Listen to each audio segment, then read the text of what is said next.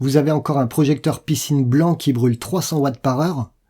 Il est plus que temps de passer au LED, avec une économie d'énergie de plus de 80% et des couleurs qui changeront complètement l'ambiance de la piscine en soirée.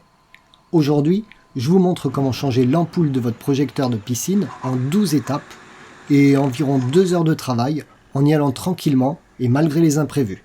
C'est parti!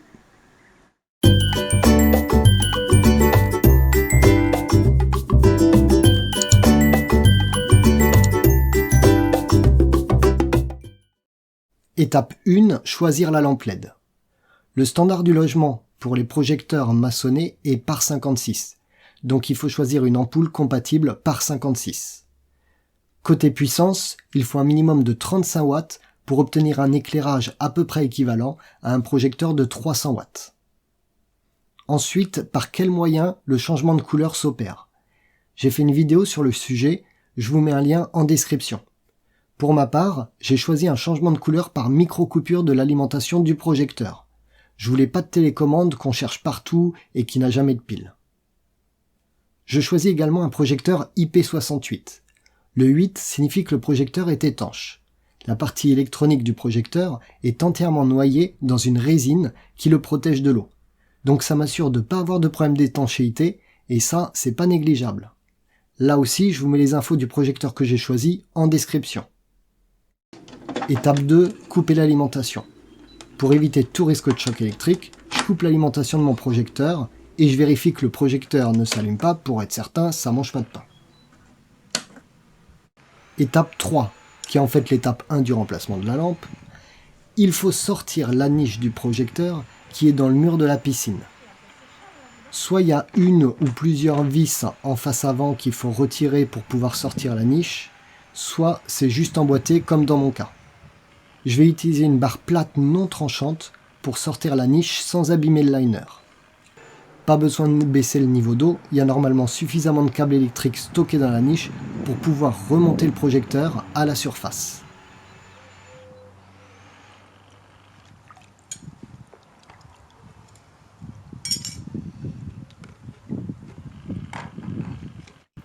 Étape 4, c'est la plus facile, on laisse sécher pour pouvoir manipuler proprement.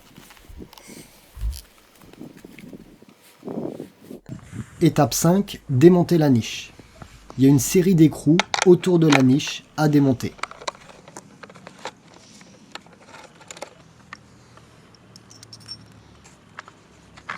À partir de là, ça se passe pas comme prévu.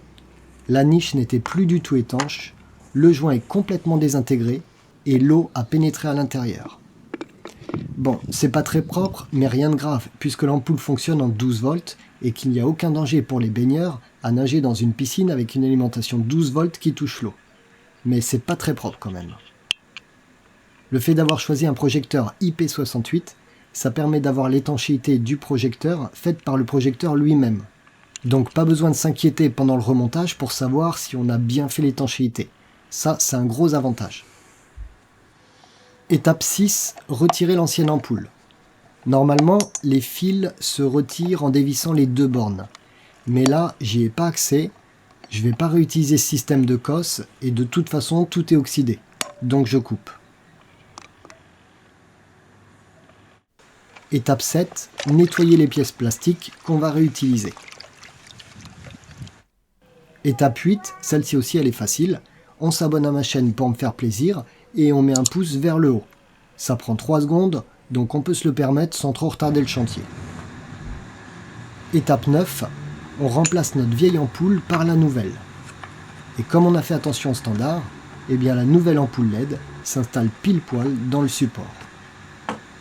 Pour la fixer, elle est livrée avec 4 pattes de fixation. Dommage qu'il n'y en ait pas 6, mais bon, on va faire avec.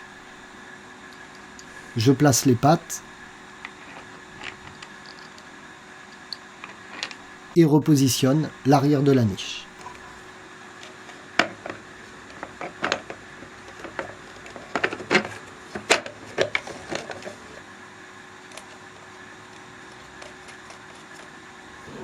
Je serre progressivement les 6 vis pour que le projecteur reste bien en place pendant cette opération. Je serre raisonnablement Je force pas car c'est inutile et ça risquerait de casser le support en plastique ou le projecteur lui-même. Étape 10, le raccordement. Retour en bord de piscine. Pour commencer, on voit que les câbles ne sont pas de la même section, et c'est tout à fait normal. Les sections des câbles de ma piscine sont prévues pour un spot de 300 watts. Là, j'installe un spot de 35 watts, donc les sections de câbles qui sortent du spot sont dimensionnées pour du 35 watts. Je retire le presse-étoupe du câble, car j'en ai plus besoin. L'étanchéité est maintenant directement assurée par l'ampoule LED. Par contre, mon raccord électrique, lui, il faut le protéger. La solution la plus simple est d'utiliser une jonction étanche comme ça. Mais comme j'ai de quoi faire, je vais pour ma part utiliser des manchons thermorétractables. Comme ça a pris l'eau, le cuivre est oxydé. Mais j'ai pas le choix, je peux pas le raccourcir, donc je garde ça comme ça. Ça devrait pas empêcher le bon fonctionnement du projecteur.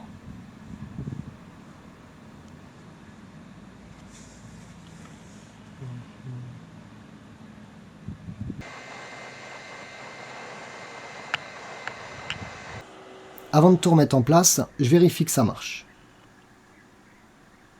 Ok, tout va bien.